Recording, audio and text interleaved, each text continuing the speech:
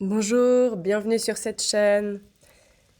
Je vous fais des podcasts réguliers sur le lien à soi, le lien à l'autre, le lien à la relation, avec les dynamiques et les schémas qui peuvent se rejouer parfois entre nous. Et aujourd'hui, je vous parle des 4 F de survie qui sont un chemin parallèle ou un angle d'approche parallèle à la théorie polyvagale qui me parle beaucoup. Et chaque être humain a une histoire personnelle, un style d'attachement qu'il a construit dans l'enfance et la façon dont chaque personne a réagi aux événements plus ou moins traumatiques, à comment j'ai appris à rentrer en lien, à me protéger du lien dans le passé, ça va largement influencer le type de réaction au stress plus tard dans la vie et notamment le type de réaction au lien social, à la connexion à l'autre, à ma capacité d'entrer dans la vulnérabilité ou pas. Et la vulnérabilité, c'est un mot qui est très abstrait parce qu'on en parle beaucoup, mais très peu aide à expérimenter ça. Dans la méthode Imago, on aide à expérimenter ça et voir qu'effectivement, ces réflexes de survie, ils vont pas lâcher tout de suite, ça prend du temps. Et pour ordre d'idée, moi, ça m'a pris des années. Des années alors que j'accompagnais des personnes dans l'approche. Et le processus est parfois long et avec certaines personnes, ça peut lâcher plus vite, avec d'autres moins. En général, on choisit vraiment la personne la plus douée pour réveiller toutes nos blessures en face dans la relation amoureuse et ça prend du temps. Surtout pour les neuroatypiques, les personnes qui sont très sensibles, les personnes zèbres, etc. Alors là, je vais vraiment vous parler pas des exemples, parce que, par exemple, le besoin de plaire, ça peut être une réponse de survie. Je peux réagir face au stress dans le lien social en faisant des blagues tout le temps. Certaines personnes se cachent avec un masque, un costume de survie, de l'humour, du grand sourire lumineux tout le temps.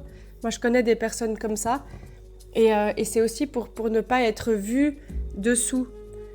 On a aussi le masque du still face, de la tortue, où vraiment j'arrive plus à déboulonner mon armure et je suis rouillée dedans. Donc je suis tout le temps un peu inexpressive comme ça dans les liens, dès que quelque chose me touche que je veux cacher. Donc je ne montre rien aux autres parce qu'ils pourraient ne pas en prendre soin. Voilà, je vous ai donné quelques exemples. Donc parmi ces 4 F, c'est les 4 F en anglais. On a fight, flight, freeze and fawn. Autrement dit, on a le combat, la fuite, le figement ou l'immobilisation et la soumission. Ça, c'est les réponses de survie. C'est une adaptation du corps, de ma physiologie, de mon système nerveux à une situation qui comporte un danger. Souvent, la situation, elle ne comporte pas de danger. Mais mon expérience précédente qui a été engrammée dans mon système nerveux, dans ma vie avant, m'indique que c'est un danger. Donc en fait, mon système nerveux, il va détecter de façon instantanée, en pilote automatique, la meilleure manière de me protéger. Entre les différentes possibilités physiologiques, donc il y a le trio de base, il y a le combat, la fuite et se figer, se sidérer. Et puis il y a la dernière réponse qui est la soumission. Et quand ça fonctionne pas, il y a encore un autre enchaînement. Ça, vous pouvez écouter la vidéo que j'ai faite sur la théorie polyvagale si ça vous intéresse. Les premières réponses, elles sont en général mobilisées quand il y a un danger qui est physique, quand j'évite un camion avec le vélo, waouh, mon adrénaline monte d'un coup, mon pic d'adrénaline et hop, je vais ressentir comme une décharge dans les veines. Ou si je vis une attaque ou un accident ou une catastrophe naturelle, c'est physiologiquement normal à la base d'avoir ça. C'est quand c'est répété et que c'est suractivé dans des situations et des liens sociaux où ça n'a pas à être activé, que ça devient problématique. Par exemple, dans les relations amoureuses, dès que je vois les yeux un peu fâchés de ma partenaire, hop, ça se déclenche. Ça, c'est quelque chose que j'ai vécu dans l'enfance qui se réactive.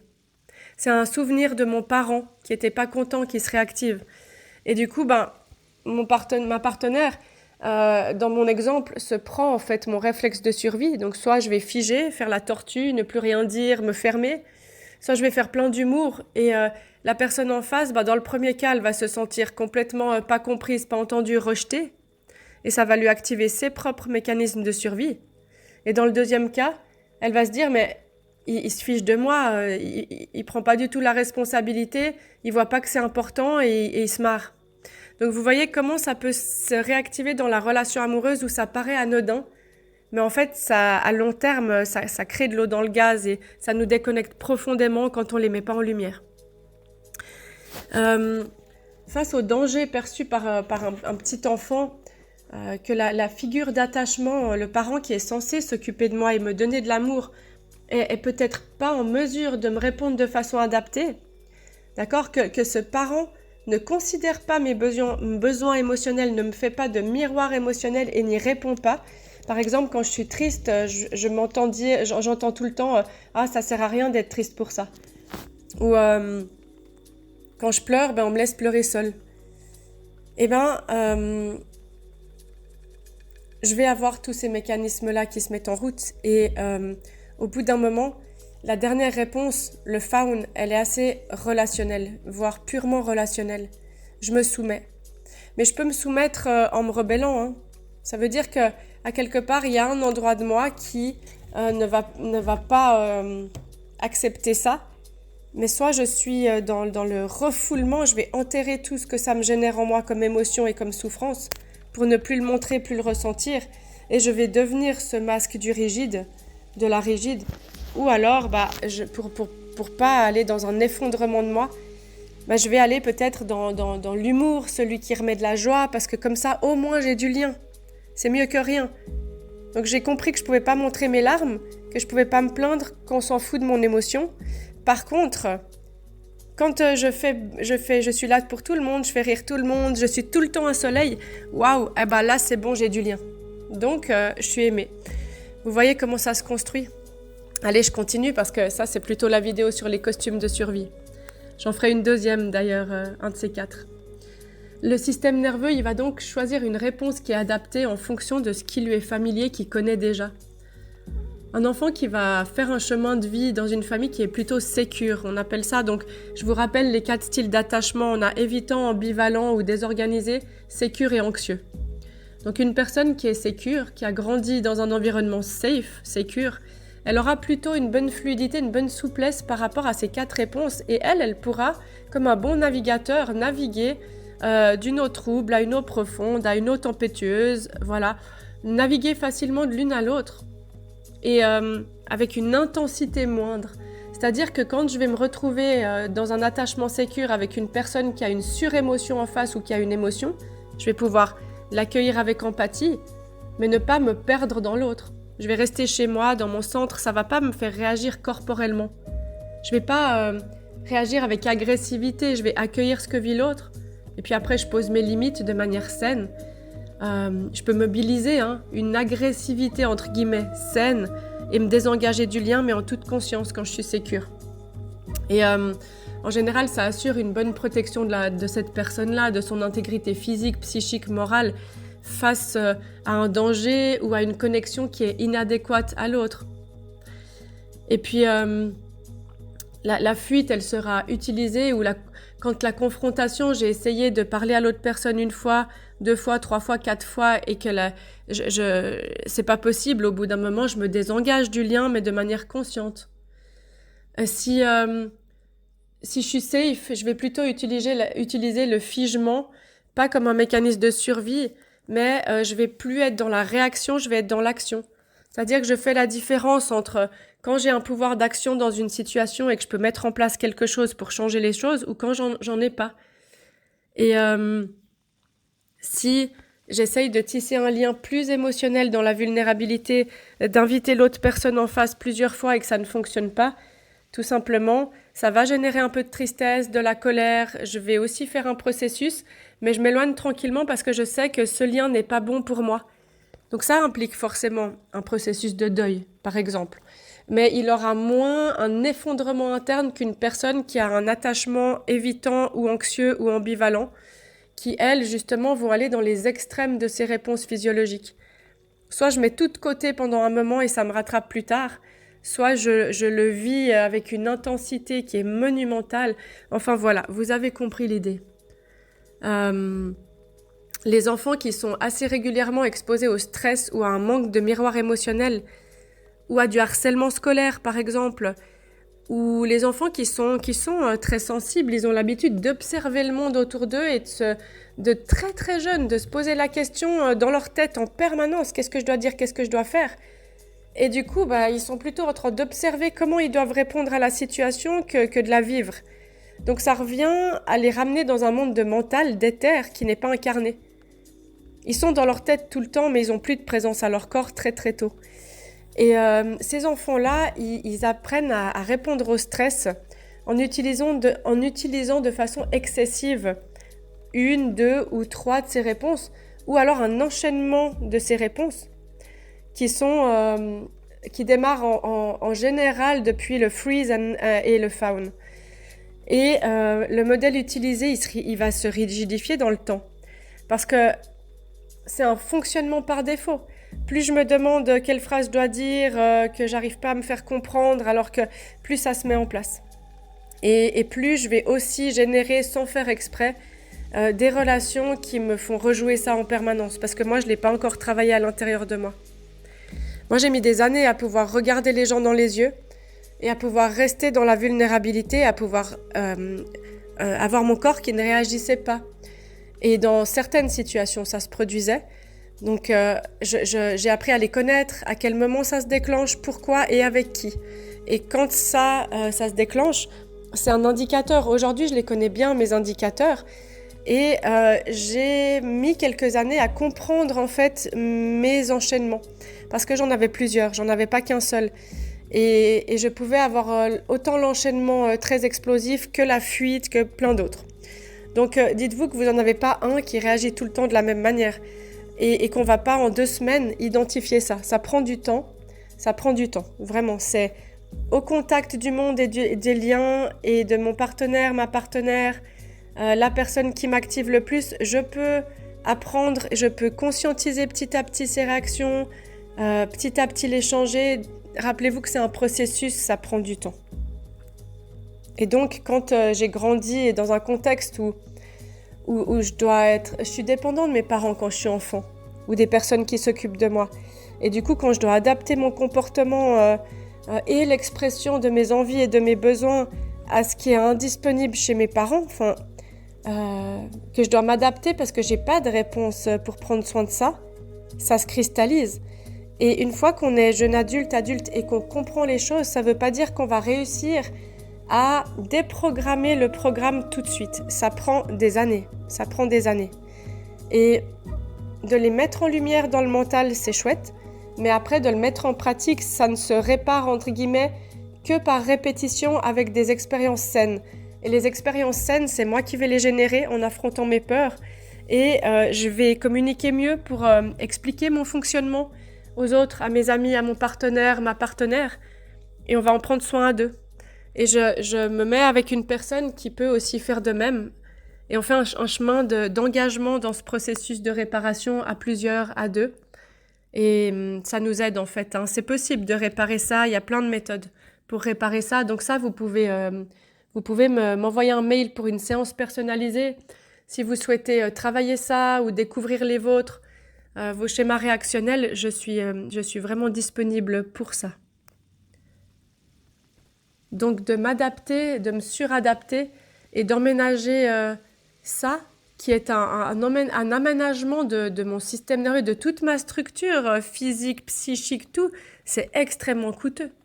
Les contrôles, quand on les lâche, on se rend compte à quel point ils étaient coûteux.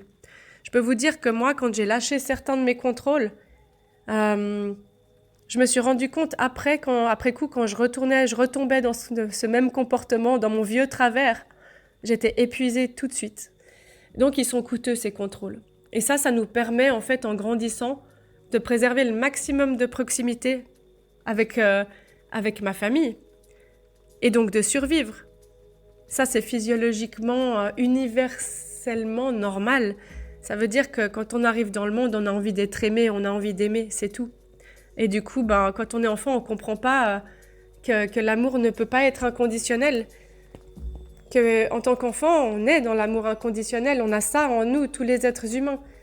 Et tout à coup, j'apprends très tôt que je suis aimée quand il y a des conditions. Quand je fais ci ou quand je fais ça, j'ai de l'attention. Quand je fais ci ou quand je fais ça, j'ai un encouragement, j'ai de la tendresse, j'ai une marque d'affection. Et à quelque part, c'est parce que on a appris à devoir remplir des conditions pour être aimé qu'aujourd'hui on ne sait plus aimer dans nos vies. Et ça, c'est un choix conscient. C'est-à-dire que quand je vais rencontrer un beau miroir en face, qu'est-ce que je fais pour voir « Waouh, toi, t'es la bonne personne pour appuyer sur tous mes boutons rouges, c'est génial. » Et moi, je suis la bonne personne qui va t'appuyer sur tous tes boutons rouges. Ok, comment je vais prendre soin de ça? Plutôt que de m'amuser à te prendre pour une tablette là et faire bip, bip, bip, bip, bip et voir ce qui explose. C'est ok, on va appuyer doucement. Je vais appuyer doucement, mais je le fais en accord avec toi. Comment tu voudrais que j'appuie pour qu'il explose un peu moins fort? Vous voyez l'idée? Et c'est un beau chemin, mais il faut être prêt pour rentrer dedans. Et ça demande d'avoir fait un travail personnel au préalable. Pas forcément 10 ans de thérapie, mais d'aller vous découvrir dans ces schémas-là de vous. Comment moi je fonctionne dans ma réactivité, dans mes réflexes de survie, dans mes mécanismes de survie dans la relation. Quand je fuis, quand tout à coup je m'endors quand l'autre me parle tout le temps d'un coup, quand je m'énerve, quand ça me rend pas bien. Et comment je vais sortir de ça au bout d'un moment, quand l'armure elle a rouillé, j'ai tellement gardé l'armure que j'arrive même plus à la déboulonner tout seul. Et souvent c'est ça qui génère une profonde insécurité dans le lien relationnel, dans la relation. Parce qu'en fait, je ne sais même pas voir moi-même à quel point elle est rouillée. Et du coup, j'arrive même plus à la déboulonner. Et quand il n'y a pas une brèche dedans, la lumière, elle ne peut pas rentrer. Quand j'ai une armure aussi lourde, comment je veux laisser rentrer l'amour de l'autre? Comment je veux faire sortir de l'amour de moi? Et ce modèle-là, c'est en général, quand j'ai une armure bien lourde, je prends quelqu'un qui est la personne la plus douée pour avoir un marteau et dire « Vas-y, on pète ton armure !» Et du coup, comme je vois même pas encore à quel point elle me fait mal cette armure, c'est compliqué, dans l'autre sens aussi. Ça sert à rien de se dire « Ah, mais le passé, c'est le passé, on passe à autre chose. » Oui, vous êtes pas obligé d'y aller par des techniques mentales, de revivre les souvenirs. Par contre, comme c'est enregistré dans votre système nerveux émotionnel et qu'il y a des charges très fortes souvent qui sont reliées à ça, que c'est relié c'est imprimé dans la mémoire implicite et ça colore en fait les relations aujourd'hui et toutes vos relations amoureuses, relationnelles, votre manière et votre capacité de rentrer en lien dans la vulnérabilité et pas dans des liens de surface, ça colore tout ça. Donc, aussi paradoxal que ça soit, si mes relations, il y a toujours quelque chose où je me sens pas assez aimée, où je sens pas vraiment l'amour, où je sens qu'on est un peu décalé, où j'y arrive pas vraiment à brancher la prise, ou que ça semble disproportionné ou inadapté ou douloureux, ça signifie qu'à un moment donné, déjà ce comportement il était nécessaire pour survivre, mais qu'aujourd'hui il me sert plus à rien ce comportement. Inconsciemment, ces costumes, ils disent, par exemple, pour me sentir en sécurité, je dois me fondre dans les envies, les souhaits, les opinions des autres. Je dois faire des enfants à tel âge et me marier à tel âge. D'accord ? C'est un besoin de plaire et de satisfaire et de me sacrifier. Mais c'était une nécessité vitale à un moment donné. Puis je le reproduis dans ma vie d'adulte pour éviter d'être de nouveau retraumatisée. Physiquement, psychologiquement. Le moteur, c'est toujours la peur de l'abandon, du rejet et de resubir de la violence et de ressentir ce sentiment de honte ou de victime qui peut rien faire et qui se fait taper dessus. Parce que je vous assure qu'un enfant, même si on lui dit qu'il peut parler quand il subit du harcèlement scolaire, moi qui travaille dans les classes, je vois souvent ça, il est terrorisé. Donc il arrive même plus parfois à parler. Et il ne peut pas se défendre. Quand il a un groupe de 10 en permanence sur lui, il ne peut pas se défendre, il peut juste subir et mettre son armure. Et quand on est adulte, si je garde ce costume de victime où j'ai la sensation que je vais, quoi que je dise, quoi que je fasse, je vais resubir ça, donc je fais tout pour m'en protéger, Ben non, en tant qu'adulte, vous avez un pouvoir personnel d'aller guérir ça, d'aller faire un chemin et de vous entourer mieux pour pouvoir enfin sentir de l'amour. Et à l'origine, c'est cet enfant intérieur ou ce petit enfant, cette petite fille que vous étiez qui était dans une obligation de satisfaire les parents, l'entourage, de faire plaisir, de toujours rendre service, de devancer carrément les besoins ou la réaction du parent pour se protéger. C'est aujourd'hui, papa, comment il va rentrer à la maison? Est-ce qu'il va rentrer fâché ou pas? Voilà, est-ce qu'il va rentrer fatigué, se mettre devant la télé et pas jouer avec moi? Donc ça, je devance carrément le besoin de l'adulte. Et puis, finalement, ça revient à m'effacer au bénéfice de l'adulte. Mais c'est l'adulte qui est adulte, c'est pas l'enfant. Et puis, en contrepartie, quelle affection il reçoit? Un regard positif, un petit peu d'humour, voilà. Et quand un enfant a dû faire des efforts pour obtenir de la connexion émotionnelle, et donc un sentiment de sécurité et d'amour inconditionnel et d'amour dans sa vie, l'amour inconditionnel, il fait pas partie de sa vie. Il n'a pas appris ça. Alors dites-vous que tous les schémas d'armure que vous rejouez entre vous dans la relation, c'est pas contre l'autre. Et des fois, oui, ils font très mal. Des fois même, on fait vivre de la trahison. Enfin, on trahit une personne. Mais des fois, c'est parce qu'on a tellement peur de ressentir ça à nouveau. Et on peut choisir de plus faire subir ça à l'autre, en tout cas le moins possible. Et si on continue de se faire subir ça mutuellement, on peut en prendre soin ensemble. On peut aller dans la vulnérabilité et dire « Voilà ce qui réagit chez moi, voilà ce qui réagit chez toi, comment on fait ?» Et à ce moment-là, je prends conscience des situations insupportables, l'impact qu'elles ont entre nous, là où ça nous déconnecte, où ça nous fait plus croire en la relation, là où peut-être je me dis « Ah non, c'est pas la bonne personne pour moi, il faut que j'aille voir ailleurs. » Et à ce moment-là, j'identifie et je fais un travail dessus. Pour couper en fait ce dialogue inconscient interne qui disait de votre enfant intérieur « Puisque je peux pas me défendre, que je peux rien faire, que je trouve pas le mot impuissant, que je peux pas m'enfuir, que je suis totalement dépendant de ma famille, que je me prends l'anxiété en permanence, qu'est-ce que je dois faire? Qu'attends-tu de moi? Qu'est-ce qui te ferait plaisir? Comment je pourrais être parfaite et préserver le maximum de connexions positives avec toi? » Non, ça c'est les parties suradaptées. Aujourd'hui, cette partie, elle permettait d'éviter le conflit et d'éviter de pas ressentir le manque d'amour, le manque de connexion émotionnelle. À la fin, on est un splendide, sublime caméléon. Et qui suis-je? Qui suis-je quand je ne dois pas convenir à l'autre? Qui suis-je quand j'arrive à enlever mes masques et laisser rentrer une personne? Comment je me sens quand je commence à sentir un petit peu ce contact d'une personne qui est là et qui me veut vraiment du bien, pour de vrai?